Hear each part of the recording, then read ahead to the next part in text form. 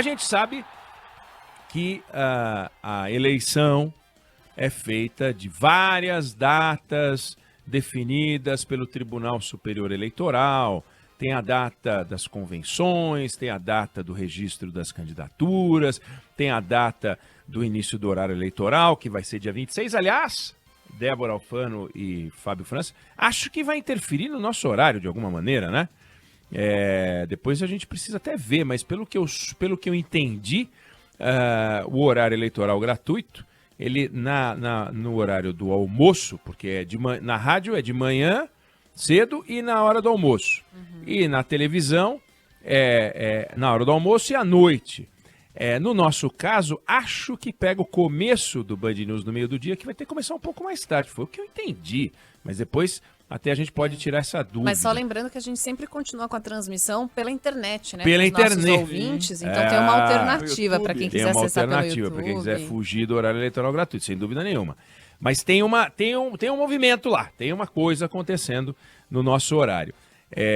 Mas é um horário, a data FIFA, né? Horário TSE, dia 26 de agosto, começa o horário. Aí tem, enfim. Mas ontem a gente teve uma data Band. Teve uma data Band, não é uma data TSE, é uma data Band, que foi uma data gloriosa. Para variar, a Band saindo na frente, primeiro debate, o debate estadual, frente a frente, os candidatos ao governo em 9 estados no Brasil. Foi uma experiência extraordinária, muito bem sucedida, e a gente pôde ver os candidatos mostrando, olha essa musiquinha, né? O Mitre até postou no Twitter que é o som da democracia, né? Essa música já virou o som da democracia, né? Sobe um pouquinho, sobe um pouquinho. Olha lá. Isso é muito boa essa música, porque ela é muito simbólica, ela tá na nossa vida, nosso cotidiano. Quando toca essa musiquinha, a gente sabe que tem assunto eleitoral, tem debate, é muito bacana. E dos 27 governadores que o Brasil tem, 19 vão tentar a reeleição agora esse ano. Normalmente é meio que por aí em todo ano, tá? Você já teve ano que teve um pouco menos, foram 16 em 2002, estou falando desde que tem reeleição. No primeiro ano de reeleição, a primeira vez que teve reeleição, 98 foram 21, mas é meio que por aí, porque tem o camarada que já está no segundo mandato, né? Então ele nem pode, já tentou antes, ganhou e tal. Então, em geral, é nessa casa, né? 19, 20 candidatos, 20 governadores tentando a reeleição. E a taxa de sucesso muda. Tendo um candidato, tendo um governador disputando, sempre a eleição fica um pouco mais animada, né? Porque tem alguém defendendo o seu próprio mandato, e a gente teve isso nossos debates. É importante registrar a fuga, né, do candidato da Bahia, a fuga do candidato de Minas Gerais, né? Eles fugiram do debate. É um ato político, é uma decisão política, tem o direito, não são obrigados a ir, mas eles estão dando um recado para a sociedade. Olha, eu não acho que o debate é um meio que me convém. Então eles estão usando o debate como conveniência, esses que fugiram. Acho que Brasília, né, Distrito Federal também, o candidato não foi isso, Débora? Mas é aquela história de você não respeitar aquele que vai confirmar a sua presença, a sua manutenção ou a sua substituição no cargo. É um ato político. Como todo ato político, tem um preço.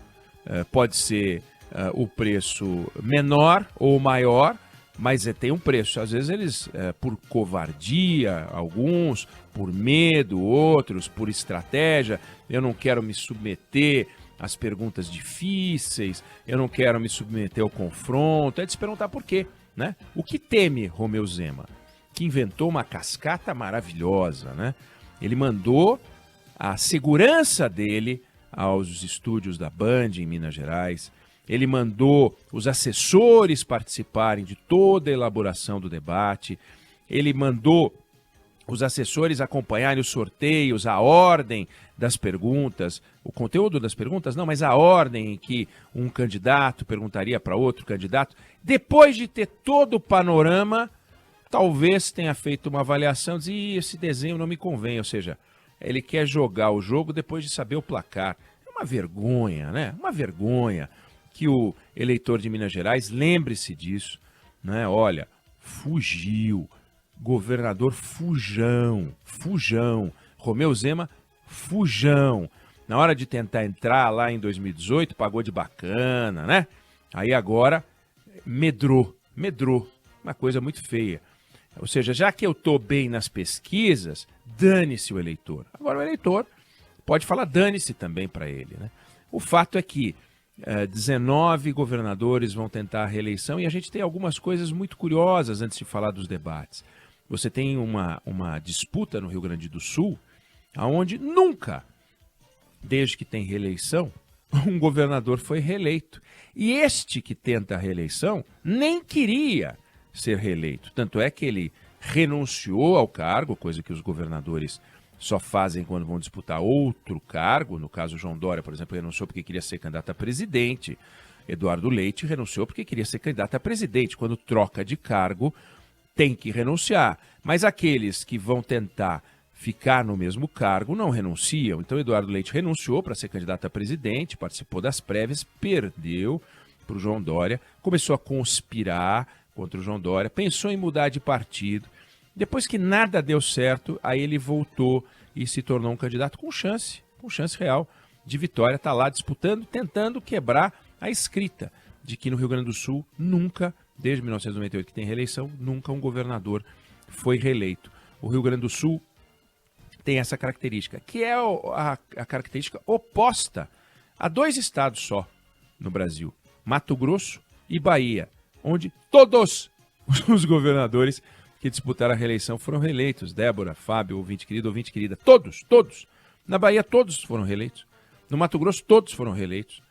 E, obviamente, no mandato seguinte apoiavam outro candidato, podiam até perder o seu candidato podia até perder, mas o que vencia também conseguia a reeleição.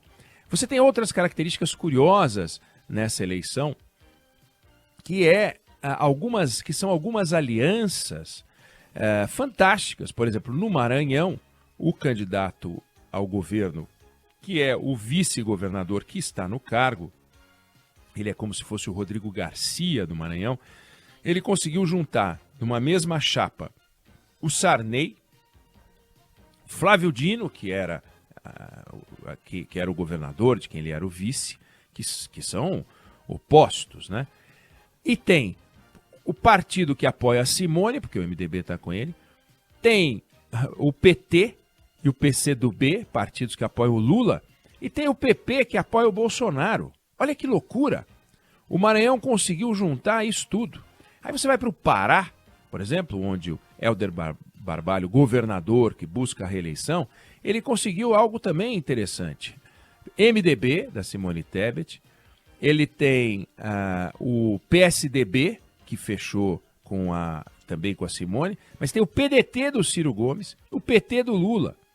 Olha que coisa incrível, juntando todos esses, e o PP do Bolsonaro. Todos esses estão em torno dele. Ou seja, ele fechou um arco de alianças muito impressionante. É uma curiosidade dessa campanha, que mostra que os partidos políticos são agrupamentos de pessoas em torno de dinheiros e orçamentos, mas as ideias é de se perguntar como é que pode um candidato juntar o PT do Lula com o PP que apoia o Bolsonaro. Como é que pode juntar o PSB, o PDT que apoia o Ciro, que é o partido do Ciro Gomes, com o PT do Lula, que o Ciro Gomes fica torpedeando o tempo inteiro, e o PP que apoia o Bolsonaro, tudo num só. Como é que pode um negócio desse? Tem outras curiosidades nessa campanha que eu acho que vale a pena a gente mostrar. No caso do debate de São Paulo, por exemplo, você tinha os padrinhos por trás, né? A sombra dos padrinhos nas respostas. Então, o Rodrigo Garcia tentando escapar do João Dória, porque o João Dória, inclusive, viajou para o exterior, né, para não estar lá, tentando escapar do João Dória. O Tarcísio abraçou o Bolsonaro. Não, eu sou de Bolsonaro. Agora, o Haddad tem uma curiosidade muito grande, porque ele é um candidato com dois padrinhos. O padrinho do qual ele se orgulha, que é o Lula, que sem quem ele não existiria, né? O Fernando Haddad, em 2018, foi o poste da eleição. Né? O Lula falou, vai você. Até porque o Lula não podia ir porque estava preso. Aí o Fernando Haddad foi e conseguiu ir para o segundo turno, apoiado pelo Lula preso. O Lula preso colocou ele no segundo turno. Aí agora ele tem orgulho do padrinho Lula, mas ele tem também um outro padrinho, que é o Geraldo Alckmin. Ele tem um padrinho que é o Geraldo Alckmin, é um padrinho escondido dele. Então, na hora que ele fala, o PSDB está há 30 anos comandando São Paulo, ele não pode esquecer, e vão lembrá-lo sempre, né, durante a campanha, e se ele for para o segundo turno, bom, dos 30, um bom pedaço comandado pelo vice do seu candidato a presidente da República. E aí, hein? Como é que fica? Qual é a sua opinião, Fernando Haddad, sobre o trabalho do PSDB, em particular as ações do Geraldo Alckmin? É um detalhe curioso que torna essa eleição realmente curiosa. Não é como nos Estados Unidos, onde você tem uma divisão partidária clara. Existem estados em que o eleitor pode trocar de um partido para outro. Um político pode até trocar de um partido para outro, mas ele troca, ele muda as vestes e com ela o discurso. Aqui não. Aqui no Brasil é essa coisa maluca, em que a gente sempre tem o argumento de estamos trabalhando pela governabilidade. Então, na data Band, que vai se repetir no segundo turno, no caso de eleição para governador, teremos nos estados em que houver eleição para governador, no segundo turno teremos nova data Band. Aliás, já está marcada, Débora e Fábio, eu não me lembro agora se é dia 5. Dia 5 de outubro. 5 de outubro, Isso. Nós já temos uma data Band para a eleição, para o debate do segundo turno, para governador. E no próximo dia 28, teremos o debate presidencial. Debate presidencial.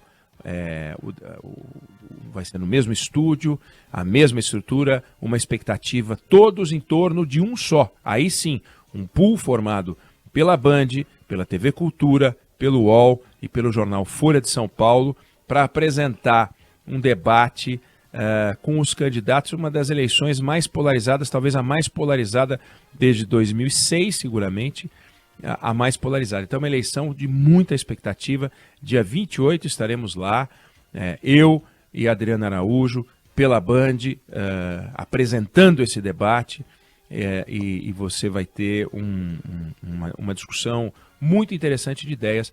É isso que nos aguarda. Datas Band fundamentais em ano eleitoral, uma marca do Grupo Bandeirantes.